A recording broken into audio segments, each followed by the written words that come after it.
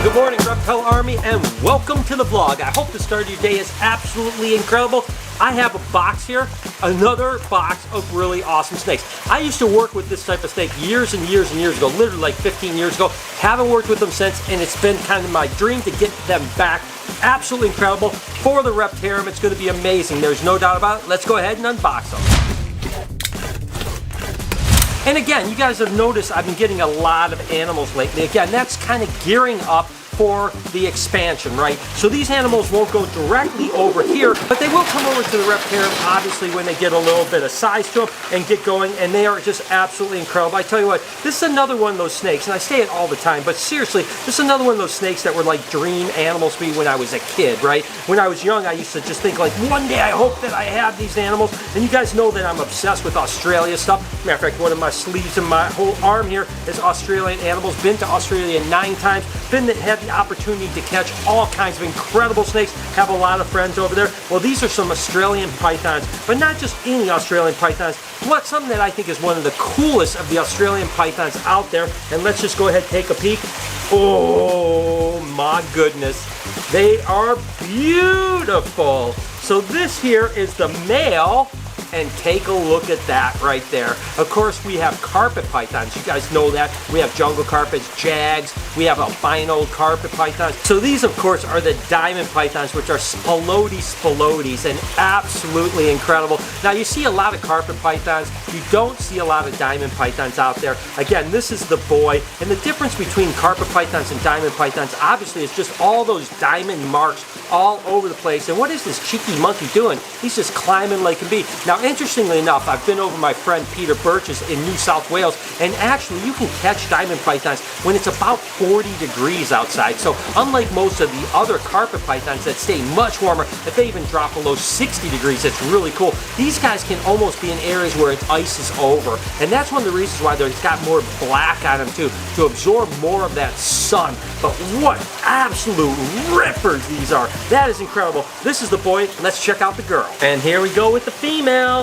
Oh, she is a beauty too. She's got a little bit more yellow in her, but both absolute rippers. I tell you what, these are absolutely beautiful diamond pythons. And again, I used to work with diamond pythons like 20 years ago, never bred them, never had the opportunity to actually have success breeding them, but I had them and then I got rid of them, and I always wanted them. But again, you got to remember, things have changed now. I've got the zoo, I want to do display animals, and these are going to be incredible display animals. They like to perch up in trees. They're really great climbers, so this is going to be amazing to eventually have this pair on display, probably when we do the expansion. Don't know if we're going to get an opportunity to put them over here before then, because we're kind of out of space, and we might move some things around and actually get them over here, because I tell you what, people love them. And the thing that's great about diamonds is typically, not only are they beautiful animals, but again, every now and then carpet pythons can be a little touchy, whereas diamond pythons are kind of known for being really placid and really just great to handle. You can see these guys just came out of the box and are absolutely wonderful. Not striking, no defensive, nothing at all. That's incredible. So there it is, guys. Some more animals for the Reptarium expansion. I tell you, we are going to have some banging exhibits here when we do this expansion. I cannot wait for that for sure. So, hey, there it is, diamond pythons. Unfrickin' believable. Mike, what do you think, man? They're awesome. I never thought we'd ever have diamond pythons. Isn't it cool, man? I tell you, they're definitely one of the pinnacles of the Australian pythons for sure. Oh, absolutely amazing, right? She's awesome. I know, we need names for these guys. I don't know. That's a tough one. I mean, diamond, anything that has to do with jewels, diamonds, stuff like that. Oh, I see where you're going with this. So let me know down in the comments. Again, pair of diamond pythons. What name should we have these for these guys? Oh my God, I am so excited to have these, and I think Mike's more excited than me. It's pretty. I'm gonna just.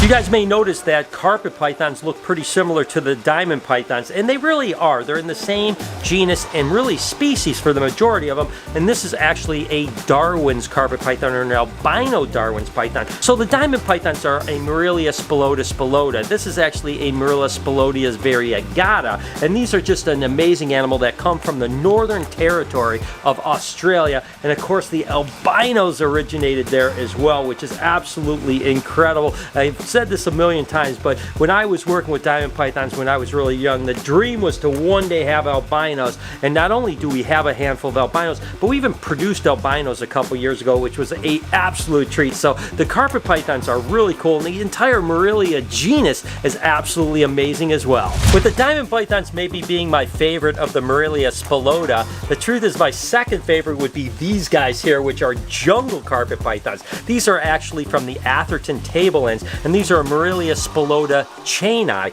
Now these are a little bit of a smaller species of carpet python, or subspecies I should say. When you get the actual true Atherton tablelands, they typically don't get much bigger than 4.5, maybe 5 foot. In all honesty, a lot of the animals here in America usually get like 7 or 8 foot, and that's because they've been bred into other things. A lot of times, believe it or not, people in America bred the jungles into diamonds to actually produce even more beautiful animals. But of course, the diamond pythons can get 7 or 8 foot, so the true Atherton tablelands stay pretty small. But most of the ones in America that everyone calls jungles, including this little guy here, this will probably get 7 or 8 foot, so it's not a pure jungle carpet python. And unfortunately, there's no way to really track it because you can't import animals from Australia, so you can't say, hey, I know the locality on it. You just know that it hatched in an incubator somewhere in America, and it just depends on what's bred. But nevertheless, they are absolutely stunning. And like I mentioned with the crossing, it seems to be a little bit more tolerated in the carpet python community, right? There are certain animals that when you hybridize different species, or in this case subspecies,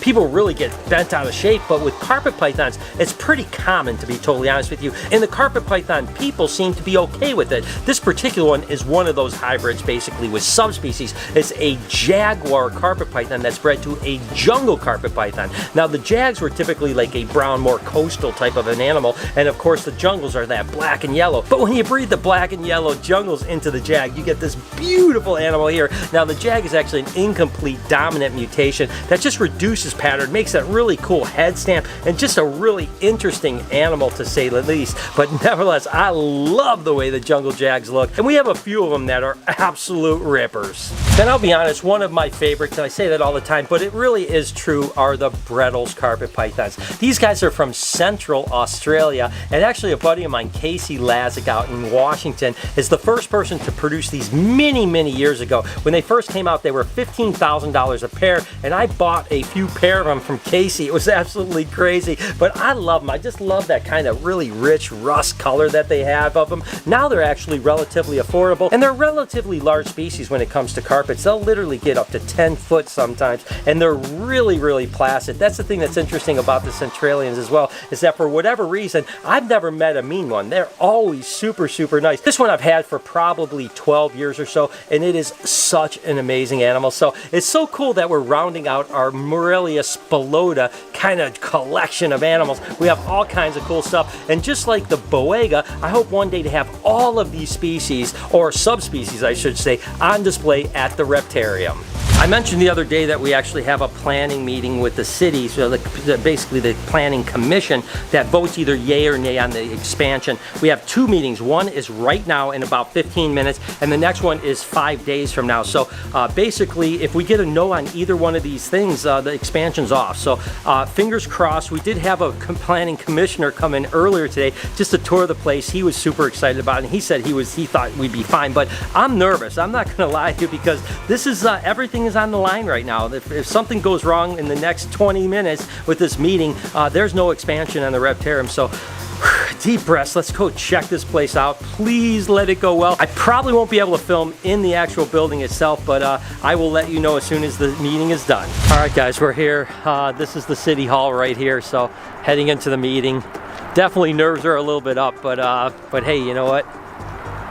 I know on the other side of this, we're either gonna have a yes or a no, so let's just go and check it out. So I was just filming a TikTok with our boy Night Fury because, you know, I haven't showed off his beautiful sheen in a while, but look at how crazy he's acting today. Like, I don't know if he's hungry as usual, but like, he's going full ham berserk today. Oh, he's got me. I don't know, he's just acting a little bit weird. Hopefully we don't get bit. You know, I'm the Snake King.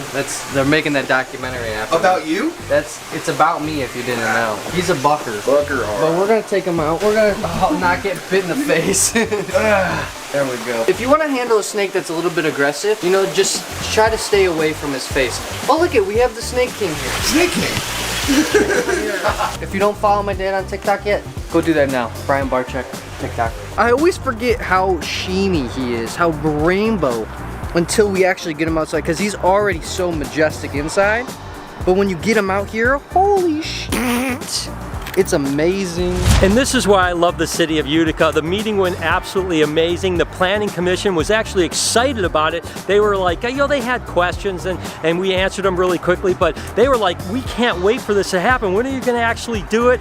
The one commissioner actually said that they are fans of the Reptarium and their kids have been there, so they were 100% pumped. There was not one person that was concerned about it. There were no complaints from the city, and that's why sometimes people are like, why are you gonna do this in Utica?